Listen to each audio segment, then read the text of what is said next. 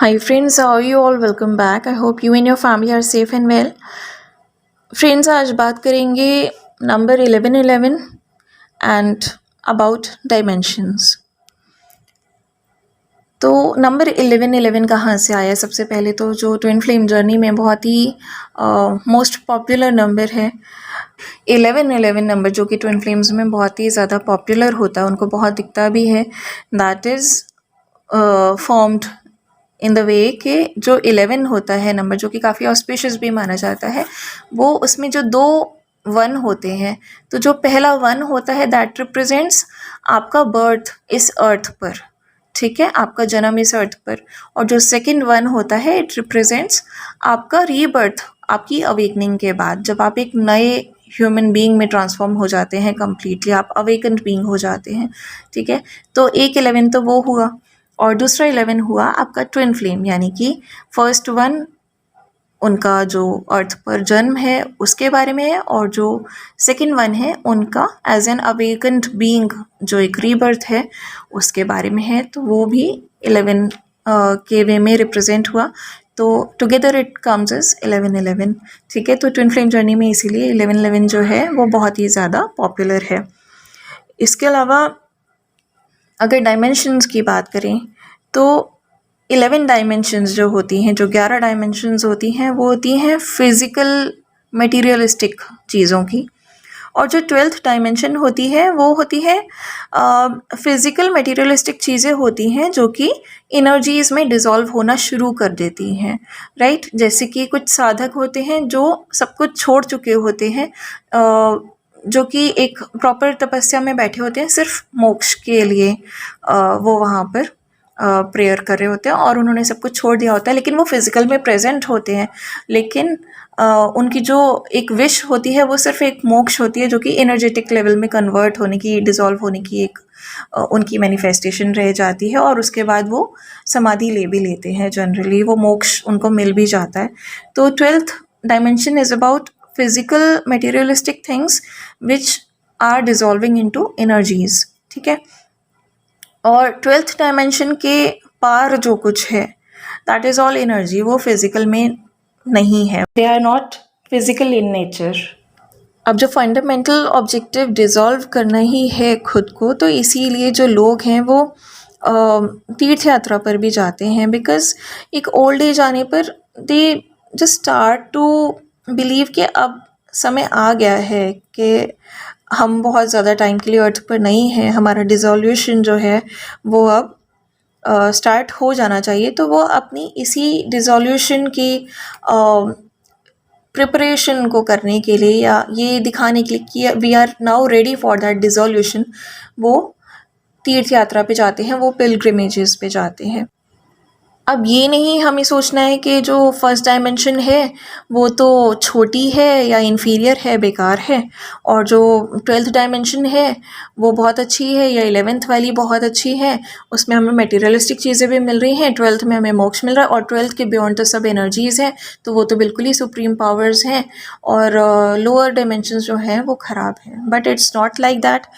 अगर आप ऐसे सोचते हैं इट मीन्स कि आप सिर्फ इंटेलिजेंस के एक डायमेंशन से सब चीज़ों को नाप रहे हैं। एक ही बोलते हैं ना, एक ही लाठी से सबको हाँक देना, इंसानों को भी, जानवरों को भी, और सब चीज़ों को, तो वो वाला काम फिर हम कर रहे हैं अगर हम इस तरह से सोचते हैं, राइट। एक्चुअली जिस तरह से हम जानते हैं कि अगर हम नर्सरी में नहीं पढ़ेंगे तो we can't be eligible for the syllabus in class 1, हम नहीं उसको पढ़ पाएंगे, और क्लास 1 नहीं करेंगे तो हम क्लास 2, 3, 4, 5 तक भी हम वो वाला सिलेबस भी नहीं कवर कर सकते, और सिमिलरली हम हायर क्लासेस में भी नहीं जा सकते। So that is very important. In the same way जब हम चक्रास हीलिंग भी करते हैं, we start from the roots mostly, क्योंकि हमें बहुत इम्पॉर्टेंट होता है कि हम अपना बेस जो है वो सबसे पहले स्ट्रॉन्ग करें, और उसके बाद हम हायर डायमेंशंस जो है अपनी ओपन करें। जब हमारा बेस ही स्ट्रॉन्ग नहीं होगा तो हम हायर डायमेंशंस में जो भी सिचुएशंस हमारे सामने आएंगी, जो भी चीज़ें हमारे सामने आएंगी, उनको हम प्रॉपरली हैंडल कभी भी नहीं कर पाएंगे, राइट। तो दिस इज़ लाइक दैट। तो हमें इस तरह से कभी भी मेजर नहीं करना है कि जो फर्स्ट डायमेंशन है वो इन्फीरियर है, छोटी है, या जो लास्ट डायमेंशन है वो बहुत पावरफुल है, अगर फर्स्ट डायमेंशन नहीं होती तो हम कभी भी उस लास्ट डायमेंशन तक भी नहीं जा सकते हैं, right? So everything is extremely sacred and extremely important in life, ठीक है? अब फर्स्ट डिमेंशन जो होती है वो कुछ ऑर्गेनिजम्स की होती है, जैसे कि अमीबा हो गया, जो कि मूव नहीं करता but it keeps on multiplying, ठीक है? सेकेंड डायमेंशन जो होती है वो कुछ इंसेक्ट्स की आप ले सकते हैं, जो कि आगे और पीछे की साइड ही मूव कर सकते हैं, बट साइड में वो मूव नहीं कर सकते, साइड्स में मूव नहीं करते वो। थर्ड डायमेंशन इज़ आर्स, क्योंकि हम आगे पीछे भी मूव करते हैं और साइड्स पे भी मूव कर सकते हैं, and we do various big things as well, ठीक है? तो इस तरह से डायमेंशंस जो हैं वो राइज होती जाती हैं जैसे जैसे हम चीज़ों को सीखते जाते हैं, जैसे जैसे हम अपने कर्म जो हैं वो पूरे करके और जो भी हमारे वीकनेसेस हैं, बैकवर्डनेस है हमारी, उससे ऊपर उठते जाते हैं, उससे ऊपर राइज अबव होते जाते हैं और कुछ बिगर टास्क अकम्प्लिश करते हैं। वैसे वैसे हमारी डायमेंशंस जो हैं वो हायर होती जाती हैं और नए लाइफ सिचुएशंस हमारे सामने आती है, जिन्हें हम एक्सप्लोर करते हैं और फर्दर और सक्सेस हम उनमें अचीव करके दिखाते हैं। So it's like that. So जो भी चीज़ें ट्वेल्थ डायमेंशंस के बियॉन्ड हैं वो शिव को बिलोंग करती हैं, और जो भी चीज़ें ट्वेल्थ डायमेंशन से नीचे हैं, यानी कि टिल 11th डायमेंशन, वो शक्ति को बिलोंग करती हैं, क्योंकि इस डायमेंशन तक अर्थ जो है वो हम सभी को पूरी तरह से सर्व कर रही होती है।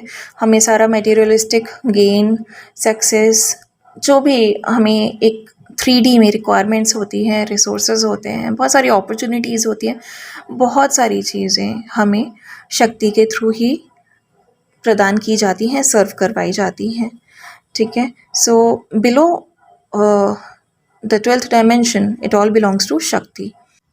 तो बहुत सारी ऑस्पिशियस चीज़ों में या रिचुअल्स में या मटेरियलिस्टिक एस्पेक्ट्स में नंबर 11 जो है वो बहुत ही अच्छा माना जाता है, बहुत ही स्पिरिचुअल और ऑस्पिशियस माना जाता है। और जैसे ही हम इस मटेरियलिज्म से हटकर 12th डायमेंशन में पहुंच जाते हैं तो वहाँ पर अर्धनारीश्वर स्वरूप जो है उसका दैट इज़ प्रिवेलिंग, और शिव और शक्ति का जो समागम है वो 12th डायमेंशन में होता है। अगर उसे साइंस की फॉर्म में या एनर्जी की फॉर्म में समझें तो as I said, physical materialistic things dissolving into energies, and beyond that 12th dimension everything is energy। so यही रीज़न है कि हम जब भी मेडिटेशंस में या ड्रीम्स में एंटिटीज़ देखते हैं तो वो 12th डायमेंशन तक की एंटिटीज़ हम देख पाते हैं, उसके बियॉन्ड जो हम देखते हैं वो सिर्फ लाइट के फॉर्म में देख पाते हैं, because that is in the form of energy only.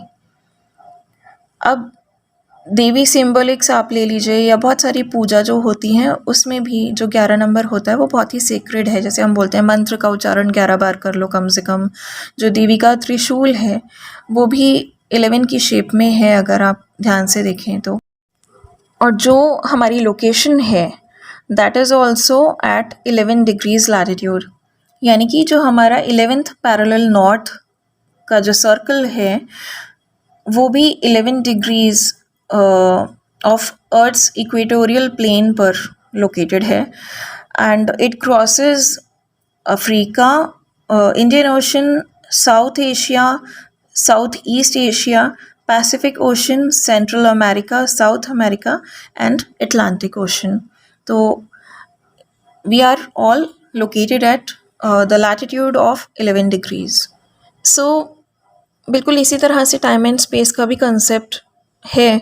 जब भी हमें कुछ भी मटेरियलिस्टिक मैनिफेस्टेशन करनी है, कुछ क्रिएट करना है, तो जो 11th डायमेंशन है we can do it until we cross the 11th dimension.